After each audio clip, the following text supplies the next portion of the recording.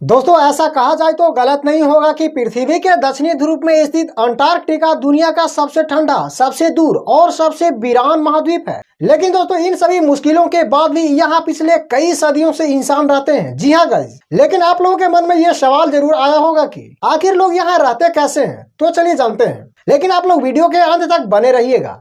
दोस्तों अंटार्कटिका इतना बड़ा महाद्वीप है कि इसमें अमेरिका, भारत जैसे दो देश आराम से समा सकते हैं। दोस्तों इमेजिन करें कि इतने बड़े महाद्वीप का करीब 98% हिस्सा गहरी बर्फ से भरा हुआ है। इतनी गहरी कि यहाँ कई हिस्सों में 5 किलोमीटर गहरे तक सिर्फ बर्फ ही बर्फ है। दोस्तों वैसे तो यहाँ का तापमान -60 डिग्री सेल्सियस तक चला जाता है, लेकिन साल में 1 या 2 बार गर्मी भी पड़ती है। लेकिन हैरानी की बात यह है कि इस गर्मी में भी यहाँ का तापमान करीब -12 डिग्री सेल्सियस तक होता है, क्योंकि यहाँ पूरा साल तापमान फ्रीजिंग पॉइंट से कम ही रहता है। इसी कारण बर्फ पिघलता नहीं है। दोस्तों हर साल अंटार्कटिका में 2 इंच एडिशनल बर्फ पड़ती है। वैसे तो यह फिगर बहुत कम है, लेकिन पहले करोड़ों सालों से 2-2 इंच करके यहाँ बर्फ के लेयर लगातार बनती चली जा रही है। सिर्फ बर्फ और शदीद तापमान ही यहाँ जिंदगी के लिए मुश्किलात पैदा नहीं करते, बल्कि अंटार्कटिका में ह्यूमैनिटी न होने के बराबर है।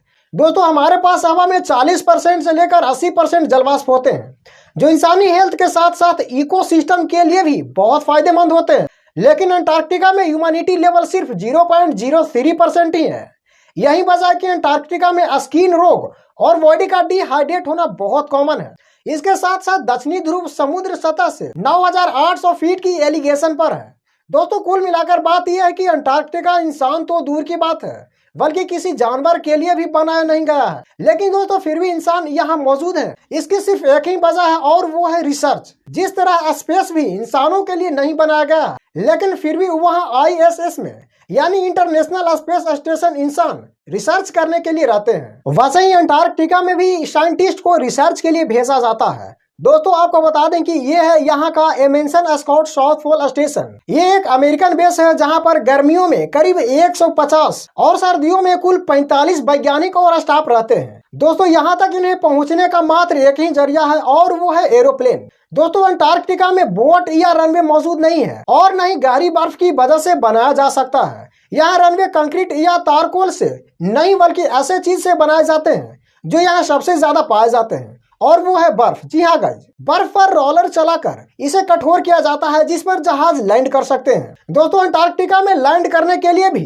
पायलट्स को भी स्पेशल ट्रेनिंग दी जाती है, क्योंकि ये आम रनवे नहीं बल्कि बहुत ही फिसलाऊ होते हैं। दोस्तों कार्गो प्लेन के केसेस में तो जहाज के लैंडिंग गियर के जगह एक स्पेशल लैंडिंग गियर लगा होता है, क्योंकि कार्गो प्लेन का वजन बहुत ज्यादा होता है और अगर उसके लैंडिंग गियर में टायर लगे होते हैं तो वो लैंडिंग के दौरान बर्फ के अंदर धंस जा सकते हैं। दोस्तों साउथ पोल अमेरिकन स्टेशन पहली बार 1956 में लकड़ी के बनाए गए थे, जो तुरंत ही बर्फ से ढक गया। फिर 1974 में इसे अपग्रेड करके एक जाइंट इग्लू या स्नो हाउस के शेप दी गई। पूरी देश इसी इग्लू के अंदर रहती थी, पर अमेरिका का ये एक्सपेरिमेंट भी नाकाम रहा, क्योंकि हर साल सर्दियों में ये इग्लू भी बर्फ से ढक जाता था। क्योंकि अंटार्कटिका साउथ पोल में है, जहाँ 6 महीने सूर्य होता है तो रात ही नहीं होती, और अगले 6 महीने तक रात होती है तो सूर्य निकलता ही नहीं है। इसी वजह से जिन 6 महीने में सिर्फ रात होती थी, तब इग्लू को बर्फ से बाहर निकालना पड़ता था। यानी स्टाफ को अगले 6 महीने का इंतजार करना पड़ता था, जिसमें खुदाई करके बर्फ से बाहर निकाला जाता था। इसमें टाइम भी लगता था और एक्स्ट्रा फ्यूल भी यूज होता था। दोस्तों 2008 में अमेरिका एक नए अप्रोच के साथ मैदान में उतरी और इग्लू को भी बदलकर ये चीजें बनाई। दोस्तों इस बिल्डिंग की खास बात यह है कि इसका आकार एरोडायनेमिक है और इसको हाइड्रोलिक पिलर्स पर रफ से थोड़ा उठाकर खड़ा किया गया है। एरोडायनेमिक आकार की वजह से तेज हवाएं इसके ऊपर और नीचे बर्फ को इकट्ठा नहीं होने देती है, लेकिन हर 10 सालों के बाद फिर भी इसके नीचे बर्फ जमा हो जाती है, लेकिन तब इसे आसानी से अपलिफ्ट किया जा सकता है। अंटार्कटिका एक फ्री महाद्वीप है जिसको कोई भी देश अपना नहीं बनाते। यहाँ 29 देशों के अपने अपने रिसर्च स्टेशन बने हुए हैं। लेकिन दोस्तों सवाल ये है कि साउथ पोल में कौन सी ऐसी रिसर्च की जाती है जो दुनिया में कहीं और मुमकिन नहीं है। यहाँ ज्यादातर स्पेस रिलेटेड और एस्ट्रोनॉमिकल रिसर्च की जाती है। असल में नॉर्मली हवा में मौजूद जलवाष्प आसमान को धुंधला कर देता है, और अगर हम टैक्टिकल एटमॉस्फेयर में टेलीस्कोप लगाएंगे तो ज्यादा दूर तक नहीं देख सकते। साउथ पोल में ह्यूमैनिटी न होने की वजह से ये आसमान बहुत साफ नजर आता है, और टेलीस्कोप स्पेस में लाखों लाइट ईयर्स दूर तक आसानी से देख सकते हैं। दोस्तों ये है ब्लैक होल की फोटो जिसको 2019 में पहली बार कैप्चर किया गया था। दोस्तों इस फोटोग्राफ को कैप्चर करने में भी साउथ पोल में लगे टेलीस्कोप का सबसे बड़ा योगदान था। एस्ट्रोनॉमी के अलावा यहाँ आइस कोर्स पर भी रिसर्च की जाती है।